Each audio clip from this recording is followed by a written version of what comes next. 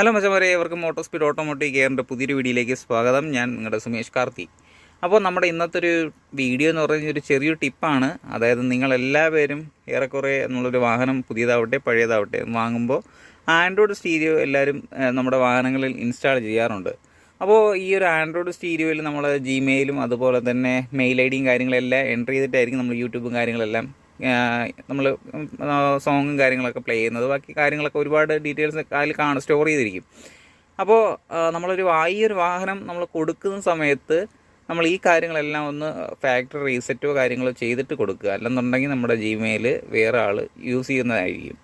അപ്പോൾ നമ്മളൊരു ഫോൺ വാങ്ങിച്ചിട്ട് നമ്മൾ എങ്ങനെയാണോ സെയിൽ ചെയ്യുന്നത് ആ സമയത്ത് നമ്മളെല്ലാം റീസെറ്റ് ചെയ്തിട്ടായിരിക്കുമല്ലോ കൊടുക്കുന്നത്. അതുപോലെ തന്നെ നമ്മൾ ഈ ഒരു ആൻഡ്രോയിഡിലും ഈ ഒരു കാര്യം എല്ലാവരും ഒന്ന് ശ്രദ്ധിച്ചിട്ട് അത് കറക്റ്റായിട്ട് ചെയ്യുക. സോ ഈ ഒരു ചെറിയൊരു ടിപ്പ് നിങ്ങൾക്ക് ഇഷ്ടമായെന്ന് വിശ്വസിക്കുന്നു.